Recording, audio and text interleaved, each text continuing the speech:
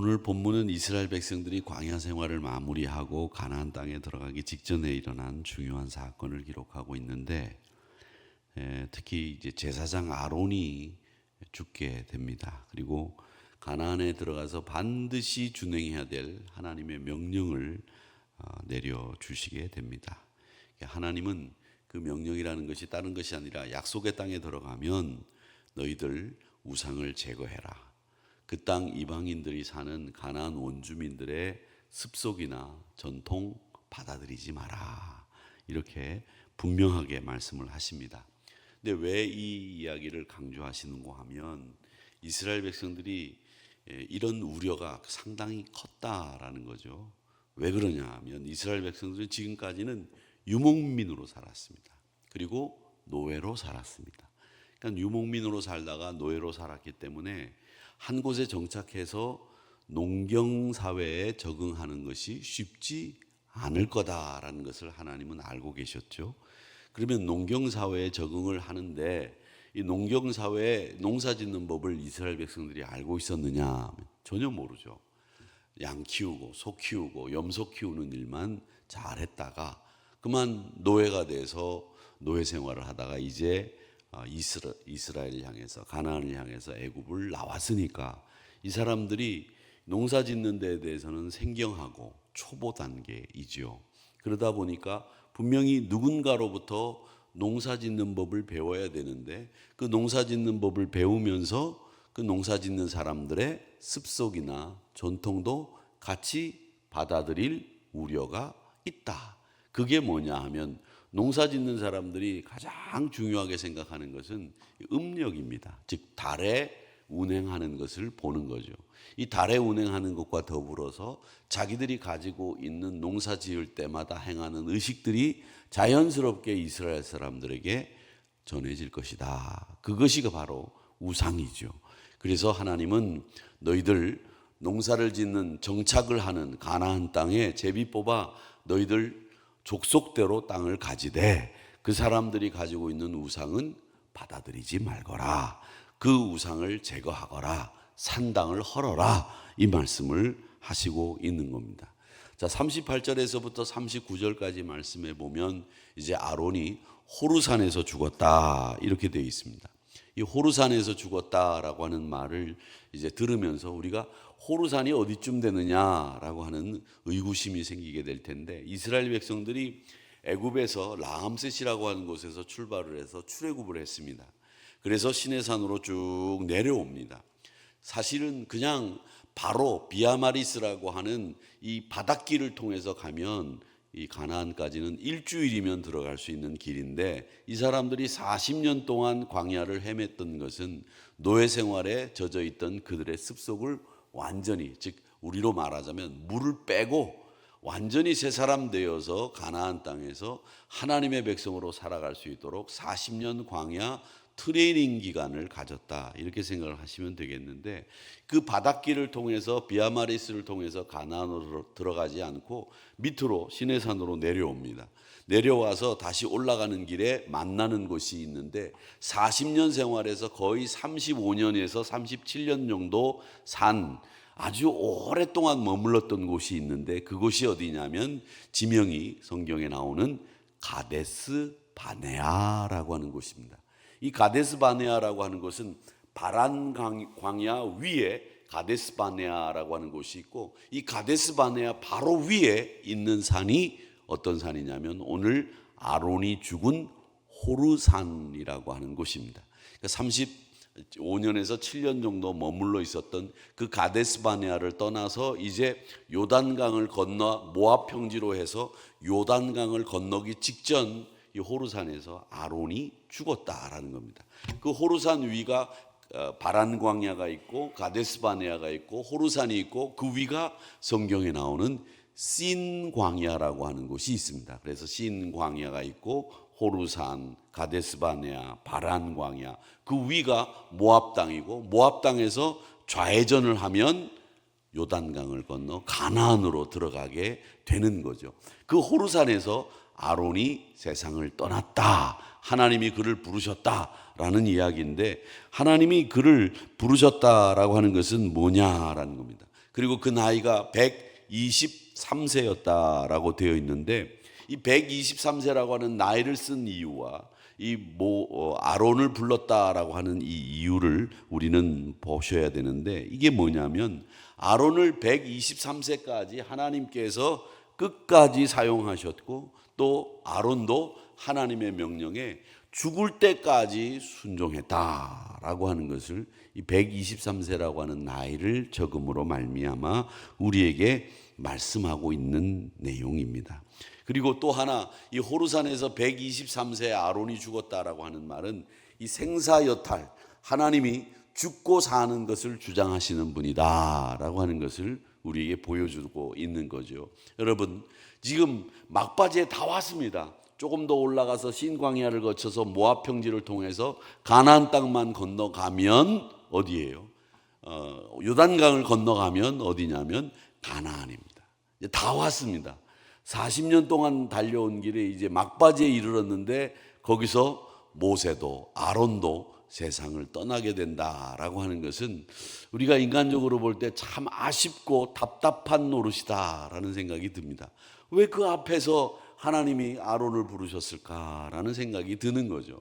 여러분, 그렇지 않습니까? 그러니까 하나님의 계획과 사람의 계획이 완전히 다르다라고 하는 것을 알 수 있고, 또 이 아론은 그럼에도 불구하고 그 하나님 앞에 순종하면서 끝까지 자기의 사명을 감당하는 모습을 보여주고 있다라고 하는 것을 우리는 배우게 됩니다. 여러분, 우리도 하나님의 인도하심을 따라 그 하나님의 인도하심을 신뢰하면서 끝까지 사명을 잘 감당하는 우리 하누리 성도님들이 되시기를 바라고, 또 우리의 생명은 하나님의 손에 달려 있습니다. 하나님이 맡기신 역할 내 생명이 다하기까지 잘 감당하겠습니다 라고 이 아론의 죽음을 통해서 우리는 다시 한번 기억하고 결단하는 여러분들이 되시기를 주님의 이름으로 축복합니다. 자, 그 다음에 이제 40절에서부터 53절까지는 아론이 죽은 후에 호르산을 출발해서 모압 평지까지 이동하는 이스라엘의 경로를 자세하게 기록해 두고 있습니다. 이 경로를 자세하게 기록해 두는데, 이 경로라고 하는 것이 우리 지명하고는 다르죠. 도곡동을 떠나 대치동을 지나 송파에 진을 치고, 송파에서 잠시를 거쳐 하남에 머물렀다가 이러면은 읽기도 좋은데, 여기가 다 이임을 떠나 디본갓에 진치고 알몬디 디블라임 딤에 진을 치고 말도 어려운 지명들이 쭉 나오는데, 이 지명들을, 이렇게 어려운 지명들을 자세하게 기록해 둔 이유가 뭘까요? 이유가 있습니다. 이 이유는 하나님이 이스라엘 백성들을 아주 세밀하게 돌보시고 지키신다라고 하는 것을 보여주기 위해서 이 지명들을 이렇게 기록해 둔 겁니다. 다른 이유가 아닙니다. 그들이 하나님의 그 세밀한 인도하심을 기억하고, 하나님이 우리를 얼마나 이렇게 세밀하게 지키시고 보호하시는지, 허투루 우리를 다루시지 않는다는 것을 기억하게 하기 위해서 이 지명들을 기록해 두었다라고 하는 겁니다. 그래서 요단강 맞은편, 여러분들이 보실 때는 요단강이 이렇게 있으면 여기가 모압 땅이고 여기가 가나안 땅입니다. 그 요단강 건너편 동쪽이죠. 여러분이 보실 때 동쪽이죠. 이 동쪽 모압 평지에 진을 칠 때까지 안전하게 하나님이 이스라엘 백성들을 인도하셨다는 거예요. 사랑하는 성도 여러분, 바로 그겁니다. 지금까지 승리로 이스라엘 백성들을 모압 평지 가나안 들어가기 직전 요단강 앞까지 세밀하게 인도하셨습니다 라고 하는 신앙 고백이 이 지명을 통해서 우리에게 들려지고 있다라는 겁니다. 여기에서부터 여기를 인도하고 여기에서 여기까지 인도하신 하나님, 우리를 모압 평지 요단 건너편까지 우리를 이렇게 세밀한 사랑의 손길로 인도해 주셨습니다 라고 하는 것을 이 지명을 기록해 둠으로 우리에게 말씀해 주셨다라는 것입니다. 마찬가지로 오늘 이 말씀은 이스라엘 백성들이 늘 죄와 타협하지 않고 그 지역에 있는 사람들과 어울리지 않고 지금까지 꿋꿋하게 말씀을 따라 순종하며 왔다라고 하는 것을 우리에게 보여주고 있는 겁니다. 또 40절에 보면 어떤 내용이 나오냐면 가나안 땅 남방에 살고 있는 가나안 사람 아랏 왕은 이스라엘 사람들이 온다는 소식을 들었더라라는 말씀이 기록되어 있습니다. 이 말씀은 뭘 얘기하느냐 하면 아랏 왕이 이스라엘 자손이 온다는 소식을 들었는데 이스라엘 자손이 온다는 소식 들은 이유가 뭘까요? 이스라엘 자손이 그냥 지나가는 사람 같으면 이 소식을 들었다는 기록을 남겨둘 필요가 없겠죠. 아랏 왕이 이스라엘 자손이 온다는 소식을 들었다는 말은 이스라엘 사람들이 두렵다는 거예요. 이스라엘 사람들이 지금까지 다 이겼다는 거예요. 자기들도 이길 수 있고 자기들도 이스라엘 사람들에게 이제 진다라는 걸 알고 두려움에 떨었다라는 이야기를 지금 남겨두고 있다 이겁니다. 그러면 이 말은 무슨 말이냐면 이 아랏 왕이 이스라엘 자손이 온다는 소식을 들었다는 이 말은 뭐냐면 하나님이 지금까지 이스라엘을 승리로 이끌어 주셨다라는 말을 하고 있는 겁니다. 이 말씀이 바로 그겁니다. 여러분, 이렇게 하나님은 이스라엘 백성들을 승리로 이끌어 주시는 하나님이셨다라고 하는 것을 아랏 왕이 이스라엘 백성들이 온다는 소식을 들었다는 말을 통해서 우리에게 가르쳐주고 있다는 겁니다. 여러분, 죄와 타협하지 마시고 말씀을 따라 살면서 우상 신앙을 흔들지 않도록 하나님의 명령과 인도에 철저히 순종을 하시면 하누리교회 성도들이 여기에 왔다라고 하는 승리하는 여러분들의 모습이 또 소식이 많은 이들에게 들리게 되면 우리는 하나님이 예비하신 승리에 동참하게 될 줄로 믿습니다. 그렇게 승리의 소식을 전하며 승리로 이끄시는 하나님이 여러분을 역시 승리로 이끄시기를 주님의 이름으로 축복합니다. 자, 그 다음에 이 54절에서부터 56절 말씀에 보면 이제 하나님이 너희들 들어가서 살 때에 그 땅에 기업을 나눌 때 족속대로 어떻게 나눌 거냐 하면 그냥 그 땅을 제비를 뽑아 나누어라 이렇게 얘기를 합니다. 이 성경에는 이 제비 뽑는 게 아주 성경적이에요. 그렇죠? 이 마띠아를 이 가룟 유다를 대신해서 뽑을 때도 뭘로 뽑았습니까? 투표했습니까? 투표했습니까? 안 했죠? 예, 투표하지 않았습니다. 여기 언주초등학교에 가서 이름 대조하고 투표용지를 받아갖고 투표를 해서 마띠아를 뽑은 게 아니라 제비를 뽑았습니다. 제비를 뽑았어요. 그리고 또 오늘 이스라엘 백성들에게 가나안 땅에 들어가서 너희들이 기업을 받을 때 어떻게 할 거냐라고 하는 말씀을 하시는데 어떻게 말씀하시는가 하면 제비를 뽑아 각 족속대로 기업이 많은 족속에게는 많은 기업을 적은 족속에게는 적은 기업을 공평하게 나누어 주어라 이렇게 모세에게 말씀을 하시고 있습니다. 그러니까 이 제비를 뽑는다라고 하는 말은 뭘 얘기하느냐면 우리가 흔히 얘기하는 요즘 말로 얘기하는 랜덤으로 줘라 이런 얘기인데 그 대신 양만큼은 많은 족속이라면 많은 양을 주고 적은 족속이라면 적은 양을 주되 이 가나안 땅은 어디든지 너희들 땅이니 너희들이 어디든지 받더라도 감사함으로 받아라 라고 하는 이 말씀이 들어있는 겁니다. 제비를 뽑아 나누라는 말이죠. 만약에 예를 들어서 저희가 에브라임 족속인데 에브라임 족속이 제비를 뽑았는데 산지 척박한 땅이 걸렸어요.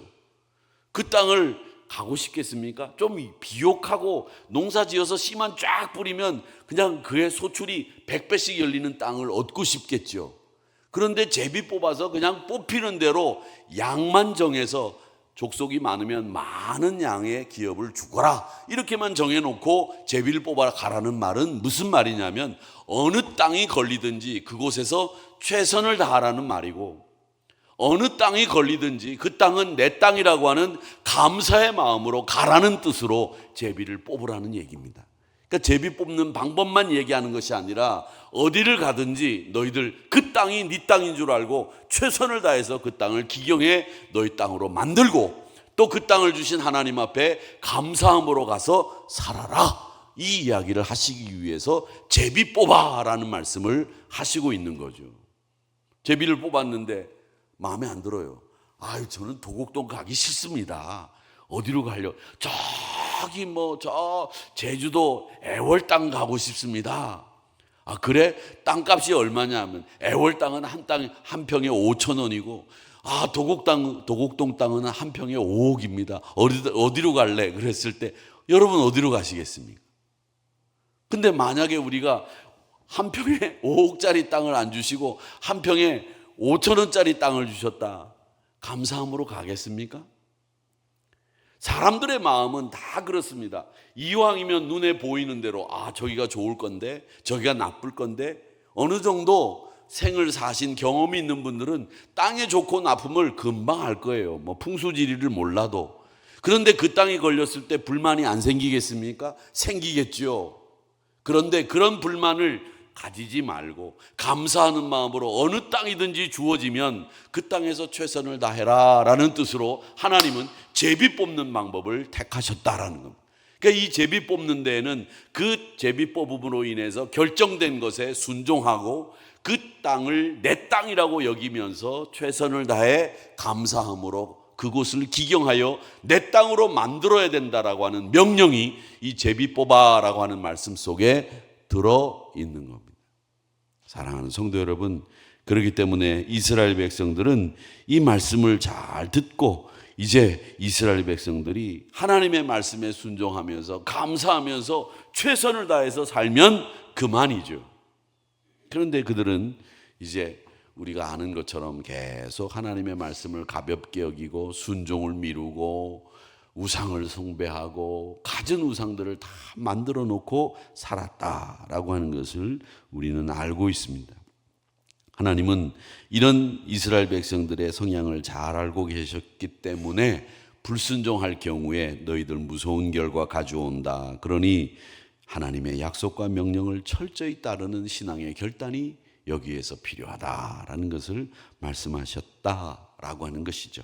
그러니까 우리도 어떤 좋은 일이 있을 때, 가나안 땅 같은 약속의 땅을 물려받을 때, 하나님이 주실 때, 우리는 오늘 이스라엘 백성들이 이렇게 자기를 세밀하게 인도하신 하나님을 기억하려고 했던 노력을 기억해야 되겠고, 또 어떤 땅이든지 하나님이 주시면 그것을 감사함으로 받고 그곳에서 최선을 다해서 내 땅으로 하나님이 주신 선물을 기경하고 아름답게 꾸밀 수 있는 여러분들이 되시기를 바라면서, 하나님이 우리 이스라엘 백성들에게 주신 것처럼 항상 늘 하나님의 인도하심을 기억하는 저와 여러분이 되시기를 주님의 이름으로 축복합니다.